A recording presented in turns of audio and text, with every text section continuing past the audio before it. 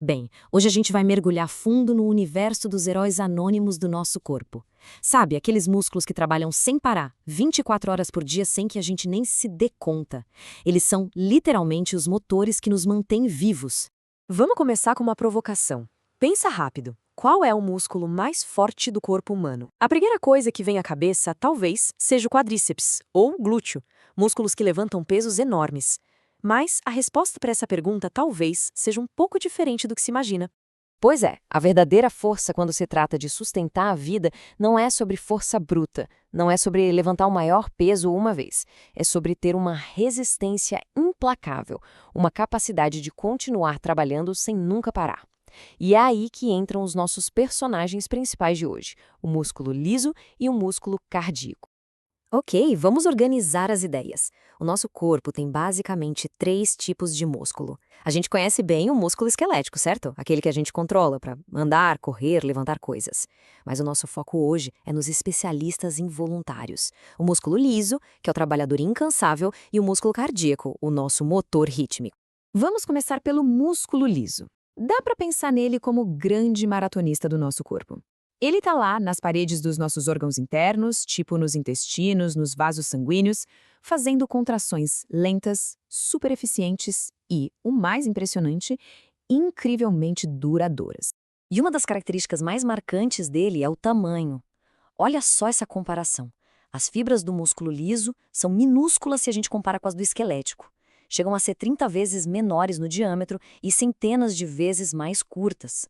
Essa estrutura super compacta é a chave para a função especializada que ele tem. E olha que interessante, existem 2 tipos principais de músculo liso. O multiunitário, que está aí na esquerda, onde cada fibra funciona de forma independente. Isso permite um controle muito fino, como o que acontece na íris do nosso olho. Já o unitário, à direita, é o oposto. As células são todas conectadas e se contraem como se fossem uma coisa só, numa onda coordenada. Perfeito para órgãos como o intestino. Agora, a mágica acontece na forma como o músculo liso se contrai. O processo químico é bem diferente do músculo esquelético. Aqui, por exemplo, não tem a famosa troponina. Em vez disso, o gatilho é o cálcio se ligando a uma outra proteína, chamada calmodulina. Isso dispara uma série de reações que, no fim das contas, ativa a miosina e dá início à contração. E este diagrama mostra exatamente essa cascata que acabamos de falar. A gente viu o cálcio entrando na célula, se ligando ali na calmodulina, que por sua vez ativa a enzima MLCK. É essa enzima que funciona como um interruptor, ligando a miosina para ela poder puxar a actina e gerar a contração. Isso nos leva ao que talvez seja o grande superpoder do músculo liso, o chamado mecanismo de trava. Ele permite que o músculo fique contraído por horas a fio, gastando pouquíssima energia. Pensa numa catraca, que segura a tensão ali sem precisar de esforço contínuo. É essencial para manter o tônus dos vasos sanguíneos, por exemplo.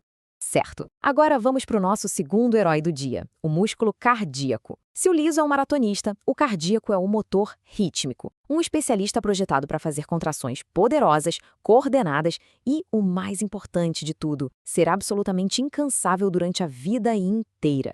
A estrutura dele é única. Ele tem estrias como o músculo esquelético, o que dá força para ele. Mas as suas células são todas interligadas por umas estruturas chamadas discos intercalados. Essas conexões transformam o músculo do coração em um sincício, que é um nome chique para dizer que ele funciona como uma única unidade. É como se todas as células dessem as mãos para agir como uma só. E essa estrutura de sincício é o segredo do batimento cardíaco. Porque na prática significa o seguinte: quando uma única célula do coração recebe um impulso elétrico, esse sinal se espalha quase que instantaneamente para todas as outras. É isso que garante que o coração se contraia de forma unificada, forte e eficiente. E o que controla esse sinal elétrico é o potencial de ação cardíaco. Dá uma olhada nesse gráfico. O que mais chama a atenção é essa fase 2 bem longa, que a gente chama de platô. Esse platô é causado por uma entrada mais lenta de íons de cálcio para dentro da célula.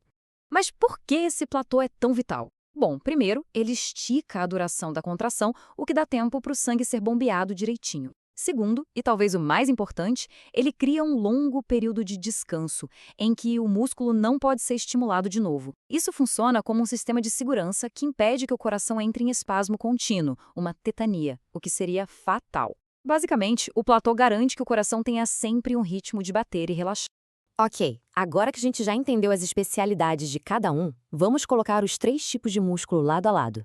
É a hora do resumo final, para a gente consolidar tudo que vimos sobre esses incríveis especialistas biológicos. Essa tabela deixa tudo bem claro. O esquelético é o velocista, voluntário. O liso é o nosso maratonista, involuntário e super eficiente com seu mecanismo de trava. E o cardíaco é o especialista do ritmo, também involuntário, protegido contra fadiga e espasmos por causa daquele platô único. Cada um, como a gente pode ver, é perfeitamente adaptado para sua função. No final das contas, o que a gente observa são sistemas de controle autônomo simplesmente perfeitos. Músculos que executam funções vitais de forma automática, permitindo que a vida continue sem que a gente precise pensar em cada batida do coração ou em cada ajuste da nossa pressão arterial. A escala disso é impressionante. Todos os dias, o nosso corpo realiza trilhões de contrações musculares invisíveis, involuntárias.